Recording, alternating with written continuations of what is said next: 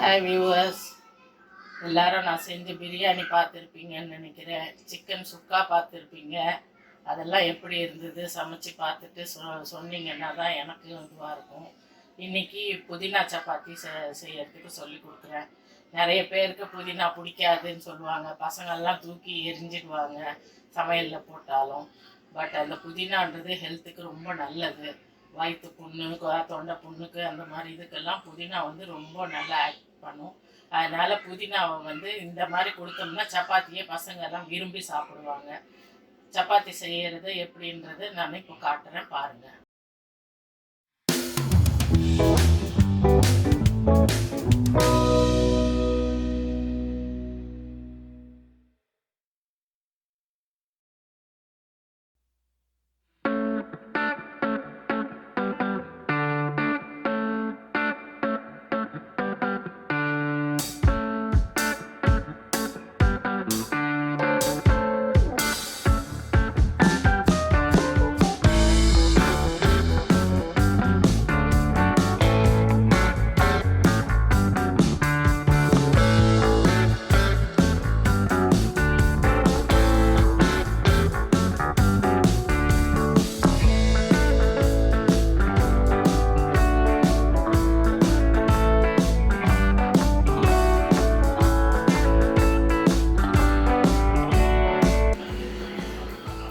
Hi viewers, இப்போ நான் செய்ய போகிறது மசாலா புதினா சப்பாத்தி.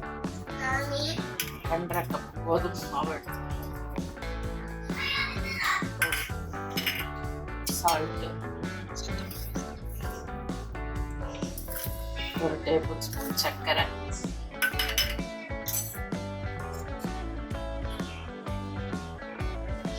தனி மிளகாய்,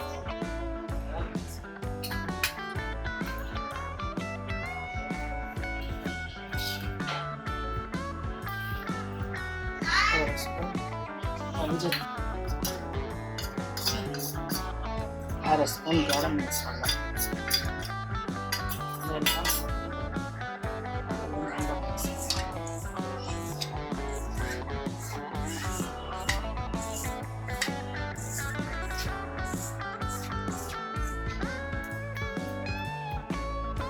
அப்புறமா 1 டேபிள் ஸ்பூன் எண்ணெய் ஊற்றிட்டு மிக்ஸ் பண்ணி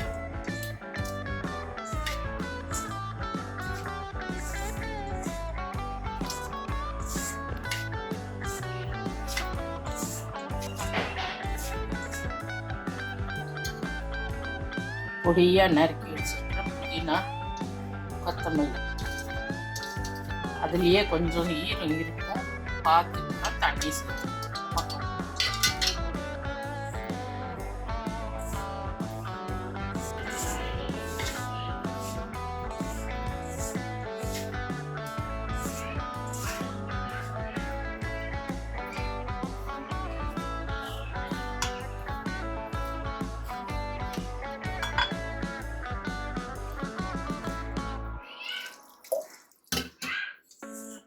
கொஞ்சம் கொஞ்சமாக அளவாக சேர்த்து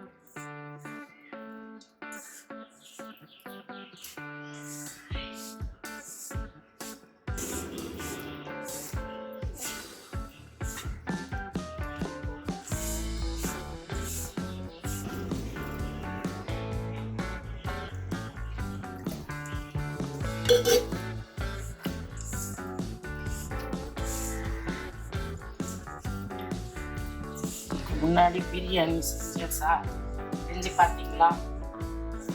டேஸ்ட் நல்லா வந்திருக்கா? நாங்கள் சாப்பிட்டோம், நல்லா இருக்கு.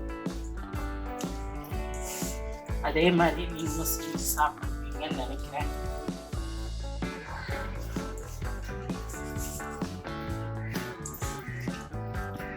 இந்த மாதிரி பிசைஞ்ச பிறகு எப்பயும் 1 ஸ்பூன் எண்ணெய்,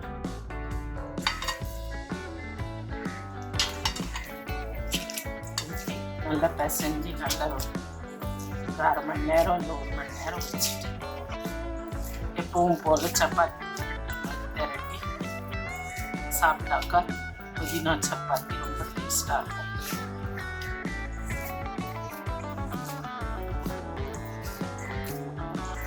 அவ்வளோதான். இதை அப்படியே மூடி வச்சுருக்கேன்.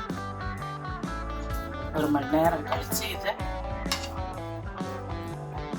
சப்பாத்தி திரட்டி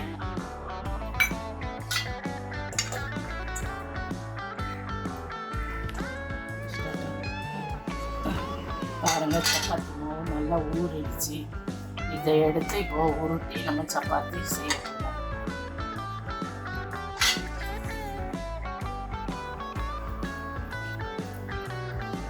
தோசைக்கல்ல வச்சு அது சூடு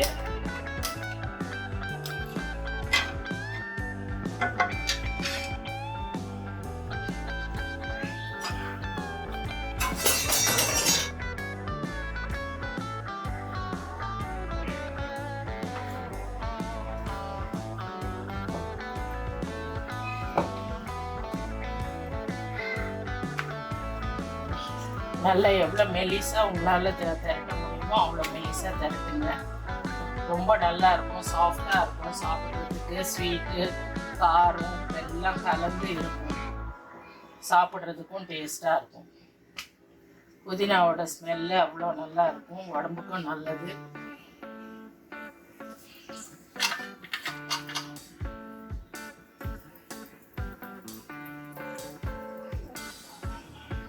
பெரியவங்களுக்கெல்லாம் இந்த சுகர் இருக்கிறவங்களுக்கெல்லாம் அசிடிட்டி நிறைய இருக்கும். அவங்களுக்கெல்லாம் 2 நாளைக்கு 3 நாளைக்கு ஒரு தடவை இந்த சப்பாத்தி புதினா மூலியமாக போச்சுனாக்கா அவங்களுக்கெல்லாம் கொஞ்சம் அசிடிட்டி கம்மியாகலாம். சுட்டு கொடுங்க. எல்லாருக்கும் சுகர் இருக்குது, அசிடிட்டி இருக்குது. இதெல்லாம் ஆரோக்கியமான சமையல். நம்ம வெளியில் வாங்கி சாப்பிட்றத விட வீட்டிலேயே எல்லாம் நல்லா தயார் பண்ணி சாப்பிட்டோம்னா உடம்புக்கும் நல்லது.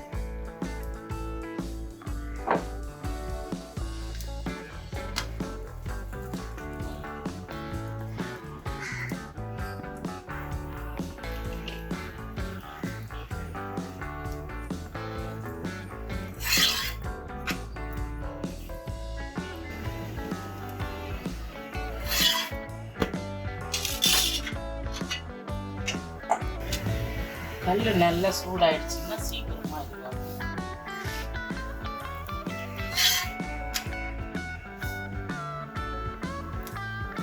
நல்லா கொஞ்சம் முக்கால்வாசி வெந்த பிறகு எண்ணெய் ஊற்று.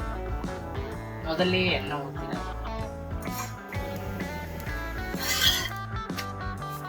இந்த மாதிரி வெந்த சும்மா கொஞ்சமா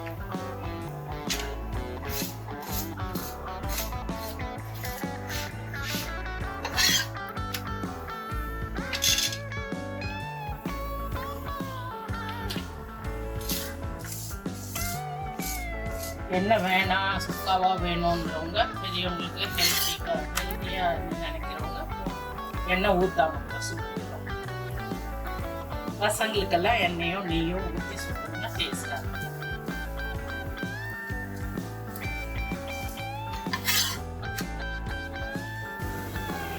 புதினா சப்பாத்தி ரெடி ஆயிடுச்சு.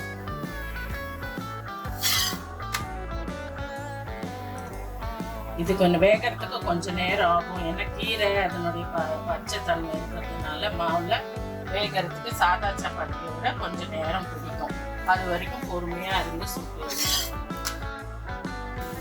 வேகாம சுட்டு எடுத்தீங்கன்னாக்கா பச்சை வாடகை.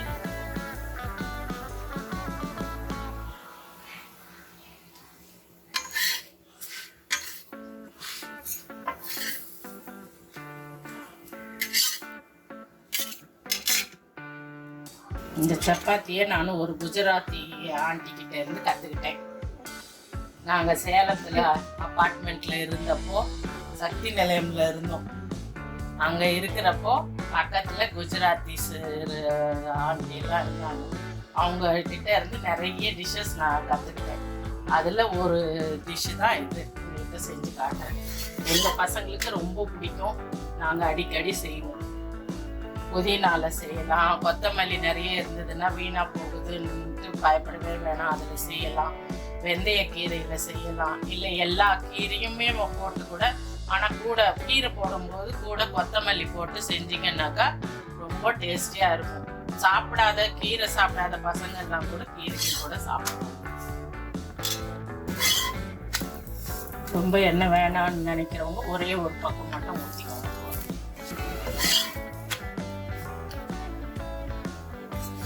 இந்த சப்பாத்தி நைட்டில் செஞ்சு காலையில் ஏதாவது மீந்துருச்சுன்னா கூட பயப்படவே வேணாம்.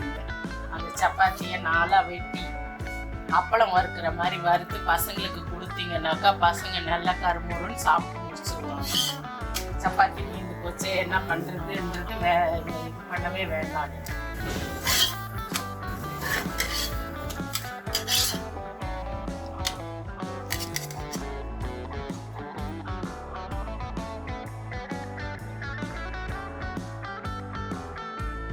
Chapati ready with sauce and வெள்ளரிக்காய் தயிர் போட்டு சுட சுட புதினா சப்பாத்தி ரெடி. நீங்களும் செஞ்சு பார்த்து சாப்பிட்டுட்டு ஷேர் பண்ணுங்க. செஞ்ச சப்பாத்தி எப்படி செஞ்சேன்னு பார்த்தீங்க இல்லைங்களா? பசங்களுக்கு கொடுங்க. இதுக்கு தொட்டுக்கிறதுக்கு பசங்க எல்லாம் சாஸ் வச்சு சாப்பிட்றதுக்கு விரும்புவாங்க, இல்லை ஜாம் வச்சு சாப்பிட விரும்புவாங்க. பெரியவங்க வந்து இதுக்கு தயிரில் வெள்ளரிக்காயை பொடியாக அரிஞ்சு போட்டு அது தொட்டுக்கிட்டு சாப்பிட்டோம்னா இதனுடைய காம்பினேஷன் நல்லா இருக்கும். ராவா சாப்பிட்றவங்களா இருந்தாக்கா வெங்காயம் தக்காளி நல்லா பொடியாக அரிஞ்சிக்கிட்டு அதில் கொஞ்சம் லெமனு சால்ட்டு பெப்பரை நல்லா பிசைஞ்சு வச்சுக்கிட்டோம்னாக்கா ஒரு 10 நிமிஷம் ஊறின வாட்டி அதையும் கூட தொட்டுக்கிட்டு சாப்பிட்டாக்கா இந்த புதினா சப்பாத்திக்கு ரொம்ப டேஸ்டியாக இருக்கும். பெரியவங்களுக்கு எது யாருக்கு லைக் பண்ணுறீங்களோ அதை வச்சு தொட்டு சாப்பிடுங்க. இப்போ சப்பாத்தி செய்யறதையும் எப்படி பார்த்துக்கிட்டீங்க, அதே மாதிரி செஞ்சு பசங்களுக்கு கொடுத்து பசங்களுக்கெல்லாம் புதினா உடம்புல சேர்ற மாதிரி இது பண்ணுங்க. நான் செய்கிற சமையல் ஒன்று உங்களுக்கு பிடிச்சதுன்னாக்கா எல்லாருக்கும் ஷேர் பண்ணுங்க, சப்ஸ்கிரைப் பண்ணுங்க, லைக் பண்ணுங்க.